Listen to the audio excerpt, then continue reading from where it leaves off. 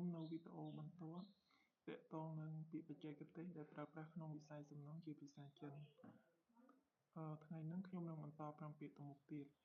ខ្ញុំសង្ឃឹមថាអ្នកទាំងអស់គ្នានឹងបានរំលឹកពាក្យដែលយើងបានរៀនកន្លងមកហើយយល់នៃអត្ថន័យនៃពាក្យនីមួយៗបានច្បាស់លាស់តោះយើងចាប់ផ្ដើមទាំងអស់គ្នាពាក្យទី1នោះយើងអានថា Series ជាភាសាអង់គ្លេសបានន័យថា gradient ដែលយើងបកជាភាសាខ្មែរបានន័យថាជម្រាលពាក្យទី2គឺយើងអានថា CLC ជាភាសាអង់គ្លេសបានន័យថា hall ដែលយើងបកជាភាសាខ្មែរមានន័យថាសាលប្រជុំពាក្យទី3គឺយើងអានថាតុងជាភាសាអង់គ្លេសបានន័យថា hole ជាភាសាខ្មែរប្រែថាប្រហោង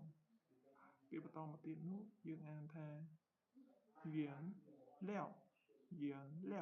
ឬក៏យើងអានម្យ៉ាងទៀតថាឆាយលាវជាភាសាអង់គ្លេសបានន័យថា material ដែលយើងបកជាភាសាខ្មែរគឺសម្ភារៈពាក្យបន្តមកទៀតនោះគឺសួយនីហួយនីជាភាសាអង់គ្លេសបានន័យថា cement plaster ឬក៏យើងប្រែជាភាសាខ្មែរបានន័យថាស៊ីម៉ងត៍បូកហ្នឹងហើយវីដេអូរបស់ខ្ញុំថ្ងៃហ្នឹងមានតែប៉ុណ្្នឹងឯងខ្ញុំសង្ឃឹមថាអ្នកទាំងអស់គ្នាយកទៅរៀនអានរៀនសរសេរនិងយល់អត្ថន័យនៃពាក្យនីមួយៗសូមអរគុណដែលតែងតែតាមដានវីដេអូរបស់ខ្ញុំកន្លងមកកុំភ្លេច Subscribe Channel YouTube និង Facebook Page នៅក្នុង comment ខាងក្រោម Thank you bye bye see you in the next video